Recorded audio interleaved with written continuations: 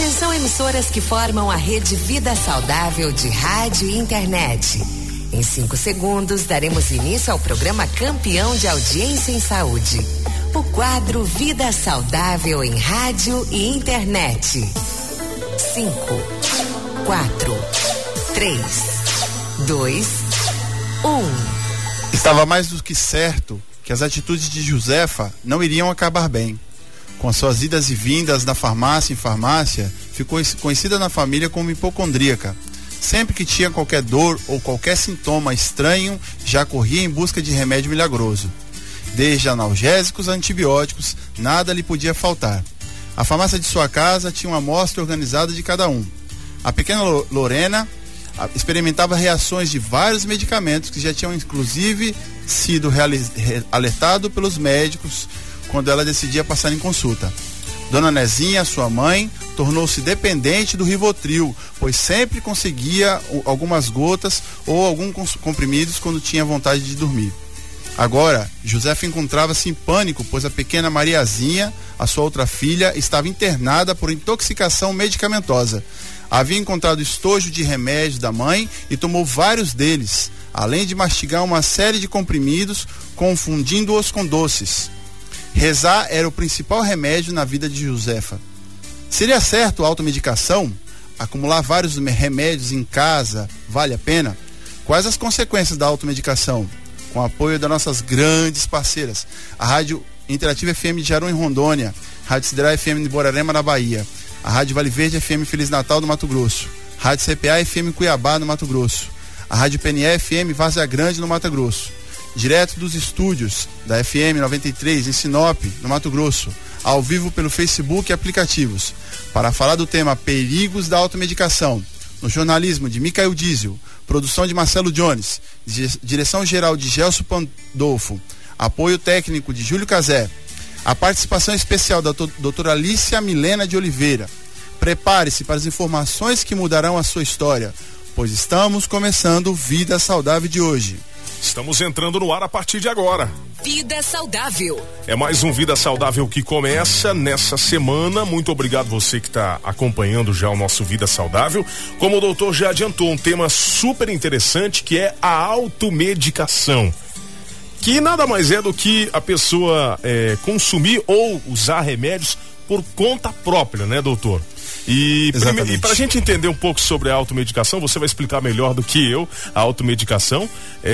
A gente precisa entender como é que está essa situação também no mundo hoje, né, doutor? Bom dia. Exatamente, o Dízio, os dados são alarmantes em relação à utilização dos medicamentos por conta própria. Você falou muito bem, dizendo as pessoas que tomam os medicamentos por conta própria, o risco que isso pode acontecer na vida dessa pessoa, né?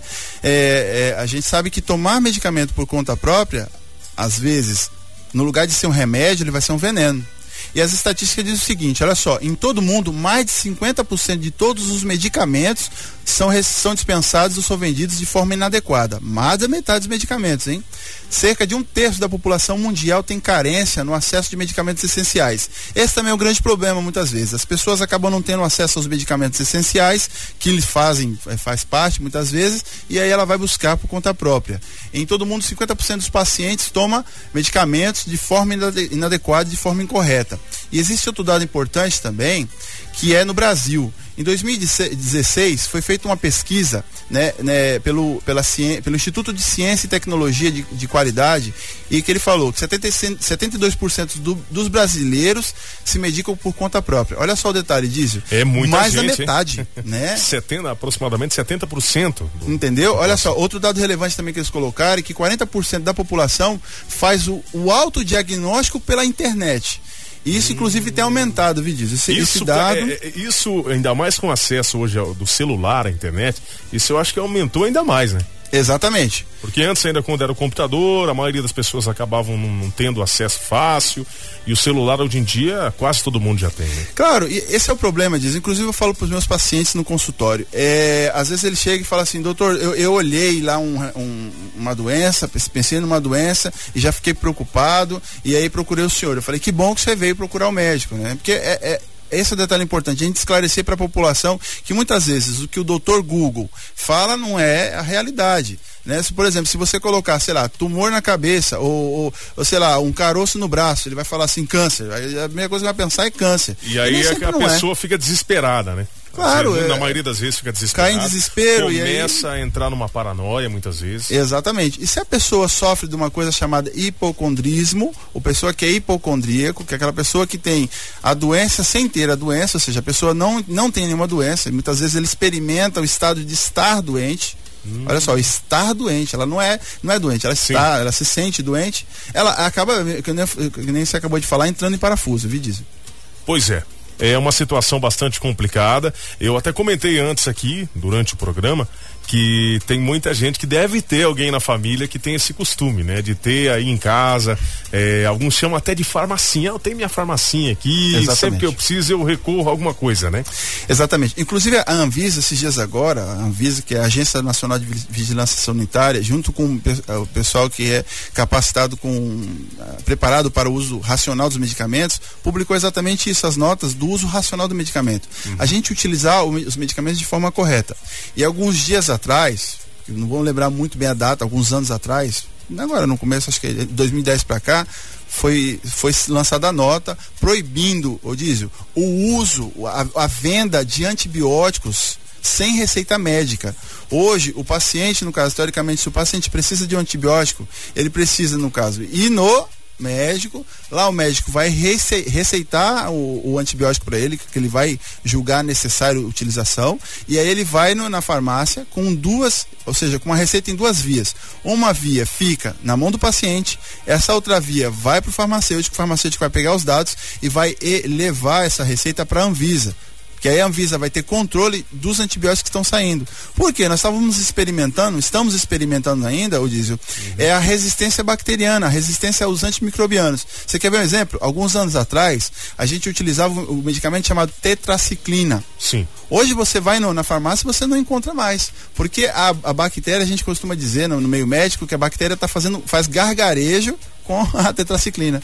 Pois entendeu? Olha só, porque a pessoa usou de forma tão indiscriminada que aconteceu a resistência ao antimicrobiano. Bom, tem algumas pessoas participando, é um tema bastante polêmico, tem algumas pessoas que aqui defendem a automedicação, outras pessoas que já têm um entendimento de que pode ser prejudicial se você não fizer da maneira correta, né, doutor? Claro. E você tem um levantamento para saber quais são os medicamentos mais utilizados na automedicação? Tenho sim, diz aqui, ó. Aqui nós temos uma lista dos medicamentos, de acordo com o estudo que foi feito, né? Os principais são esses, ó. A amoxicilina é a primeira, né? Que é um antibiótico, olha só, em primeiro lugar, a amoxicilina. Antibiótico muito bom, importantíssimo no uso médico, porém que já está perdendo a sua função exatamente pelo uso inadequado. A aspirina, outro chamado ácido acetil salicílico, também conhecido também como AS, né? O Dorflex também é que é um relaxante muscular, que é utilizado bastante também, o pessoal tem usado bastante de forma indiscriminada. A Neosaldina, né? Para as dores de cabeça. O Nelsoro, por exemplo, que são nomes comerciais que a gente está falando, viu? Sim. O Nelsoro são aquelas gotas mais conhecidas, né? Aquela gota que a gente coloca no nariz. O omeprazol, né? O omeprazol, inclusive, de forma indiscriminada. Inclusive, alguns dias atrás saiu uma nota, a gente está estudando, inclusive, isso. A associação do omeprazol com câncer e outros problemas. Entendeu? Então, olha só o problema. O paracetamol, Odísio, só a nível de conhecimento, ele tem na formulação de 750 miligramas o comprimido. Acima de 4 gramas de paracetamol diário, a gente pode ter uma intoxicação do fígado e dar um problema muito sério na pessoa. O sal de fruta, né? O salompas também, o Tocilax e o Tilenol. O Tilenol é o paracetamol também, então tá junto com o grupo do paracetamol. Esses são os medicamentos. Tem algumas participações, doutor. Eu vou estar levando até você algumas mensagens aqui. A Márcia, ela disse o seguinte: bom dia, meu nome é Márcia, mas se automedica também devido ao atendimento público, que segundo ela é o cúmulo. Não tem aí, passamos a se automedicar devido à falta de atendimento, pois trabalhamos e o tempo não para, né? Trabalhamos e acaba não tendo tempo para ir procurar muitas vezes o atendimento. Infelizmente temos filhos e não temos atendimento médico, aí perdemos o emprego. O que a Márcia disse em relação a muitas vezes a pessoa acaba optando por isso, né? É importante assim, Márcia, primeiro agradecer pela exposição da Márcia, né, pelo ponto de vista. Isso é uma realidade. Sim, claro. No Brasil, a falta de profissionais muitas vezes para abarcar totalmente a população. Para ter um atendimento, digamos assim, mais rápido, né? Mais rápido, mas assim, o que nós temos que ver, Dízio, é a necessidade desse atendimento. Será que realmente é de uso imediato esse atendimento? Será que eu posso esperar um pouco? Porque às vezes o que acontece? Às vezes também a pessoa, ela precisa ir na unidade de saúde, mas ela quer o atendimento imediato. E aí a unidade de saúde, ela tem os seus critérios, a sua forma de atendimento, e que vai acabar às vezes atrasando um pouco. E aí a pessoa agenda uma consulta e vai lá, né? Aí agora, se a pessoa de repente tem uma necessidade imediata, que é uma coisa muito séria, como uma febre ou outro problema, sim, ela pode procurar inclusive a unidade de pronto atendimento, a UPA, né? Que aí vai ter uma avaliação inicial para depois voltar na unidade básica de saúde. Mas a gente sempre vai imperar na frase, Dízio, quem não tem tempo para cuidar da saúde vai ter que arrumar tempo para cuidar da doença. E o grande problema é isso, né? O emprego fica e a gente vai embora.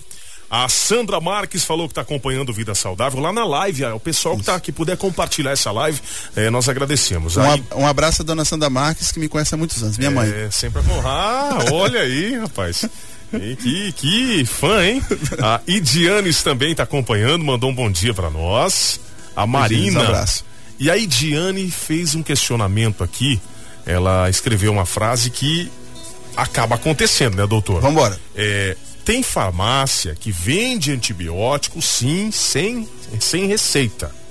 É a alegação é o que ela falou aqui na nossa mensagem, né, doutor? Muito simples a resposta, diz, isso é um crime, a gente tá sabendo que isso é um crime, as farmácias sabem muito bem disso, que existe uma lei hoje que não pode ser vendido. Sim. Agora, claro, a gente sabe, por exemplo, eu que nem o médico, tem coisas que eu posso fazer e que não posso fazer no exercício da medicina. Uhum. Se eu tenho a opção de fazer tomar uma decisão, tomar uma atitude, fazer algo que não está de acordo com o meu escopo, com o meu conhecimento, se a lei for aplicada, eu vou ter que responder juridicamente por isso. Exatamente. Então esse é o grande problema. Hoje por hoje, os antibióticos não devem ser vendidos sem receita médica. Sim. Mas sempre tem como é que se diz? Como é que a gente fala no Brasil?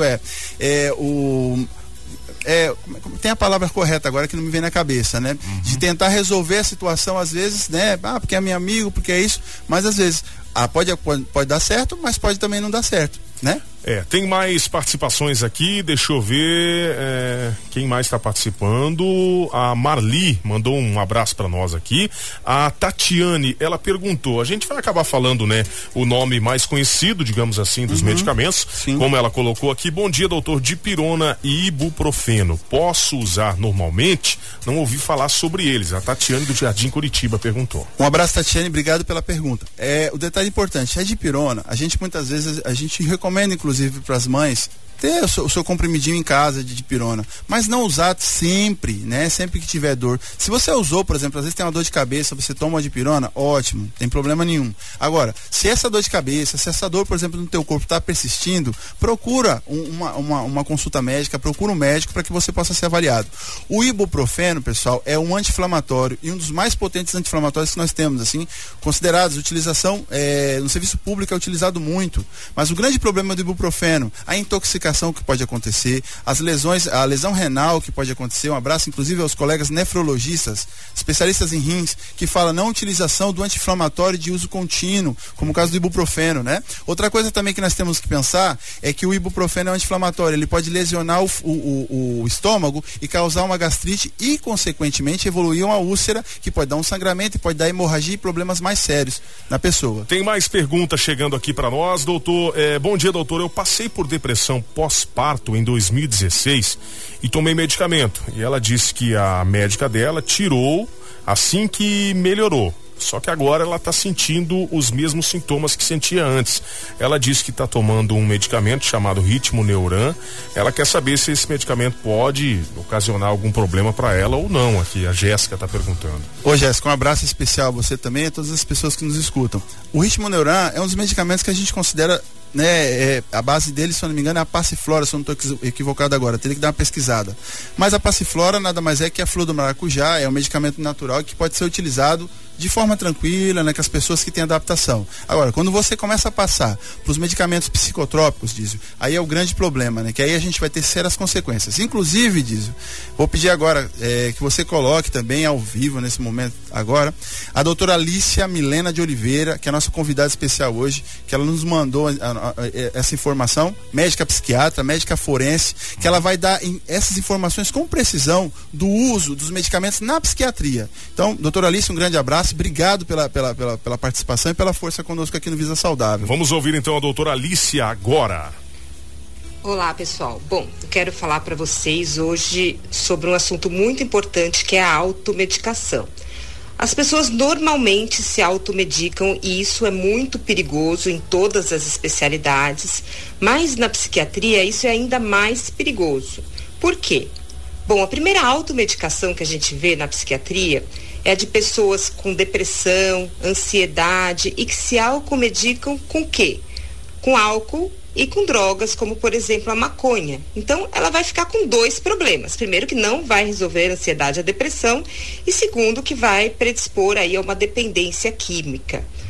Outra coisa, a gente tem pessoas com quadros depressivos, ansiosos, que acabam pegando o ansiolítico, o antidepressivo da vizinha, tomam uma dose porque elas desconhecem que, por exemplo, para fazer efeito, um antidepressivo tem que ser tomado por no mínimo 2 ou 3 semanas, todos os dias. Então não é uma medicação que você toma quando você está triste e no outro dia não vai tomar. Ela tem que ser tomada seguida, senão você está fazendo mal para o seu organismo. Tudo que a gente toma e que não é indicado é veneno. A diferença entre o remédio e o veneno está na indicação e na dose. Outra coisa, as pessoas tomarem aqueles remédios de tarja preta, os benzodiazepínicos, porque a vizinha toma, uma amiga, e aí tá muito nervosa e acabou dando, e a pessoa às vezes vai comprando aquilo, às vezes até sem receita. Lembrando que os benzodiazepínicos são medicamentos que viciam, ou seja, sempre você vai precisar aumentar a dose para ter o mesmo efeito com essa medicação, e quando você ficar sem essa medicação, você vai ter quadro de abstinência. Como, por exemplo, a gente tem abstinência também com álcool e com a cocaína. Então, eu queria alertar sobre esses perigos da automedicação quando você tiver algum sintoma médico, psicológico ou psiquiátrico. Procure um profissional da saúde, que ele é que vai saber te orientar para que você não fique prejudicado e que você melhore dos seus sintomas. Um abraço a todos. Obrigado, doutora Alicia, bastante esclarecedora a participação dela aqui. E sobre o que ela disse, né? A diferença entre o remédio e o veneno, né? Exatamente, Dízio. Você vê momento a indicação ou não do a fala da professora, inclusive, ela comenta que, inclusive, a utilização da maconha, a utilização do álcool, sim, como automedicação. Às vezes, quando a pessoa é ansiosa, né? Eu uso a maconha e me dá uma tranquilizada, eu tomo algumas doses de álcool e me dá uma tranquilizada. Antigamente, só pra gente ter uma noção, Dízio, alguns anos atrás, os anestesistas utilizavam o álcool para as cirurgias, antes de ter o conhecimento. Então, assim, o álcool também, o etanol, se não me engano, agora eu tenho que lembrar a fórmula dele, mas assim, ele é um medicamento, ele tem as suas doses terapêuticas, só que claro que o grande problema é isso, causa dependência. E sobre os tarjas pretas que ela comentou aí, como ela disse, acaba viciando a pessoa, né? Exatamente. E aí ela toma sem precisar, digamos assim. Aumenta a dose. E cada vez tem que ir aumentando a dose para sentir uma melhora, digamos assim, né? Ô Dízio, e esse é o grande problema. Quando você comenta isso aí, me dá uma dor muito, muito grande no coração, me entristece, porque isso nós vemos todos os dias, Dízio. Pessoas que vêm à consulta médica, pedindo para aumentar a dose do medicamento, dizendo que esse medicamento já não tem mais efeito, porque utilizou de forma inadequada, sem orientação médica. Você quer ver uma coisa que a gente vê muito comum? As pessoas que às vezes têm o medicamento, o médico passou o remédio e a pessoa vai no posto de saúde para pedir para renovar a receita somente. Exato. E tem aquelas pessoas, só pra gente encerrar, que já estão ultrapassando o horário, que falam assim: eu só consigo dormir se eu tomar esse remédio aqui. Você vai ver um remédio tarja preta, às vezes indicado para uma outra coisa, né, doutor? Por que a tarja é preta? a grande pergunta, por que a taxa desse medicamento é preta?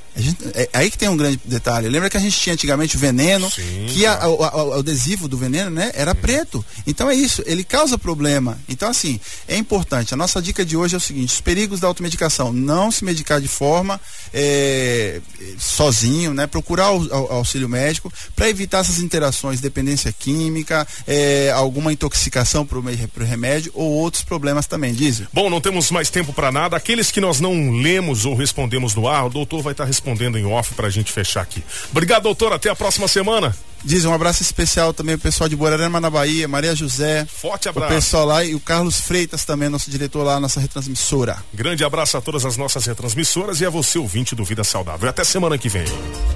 93.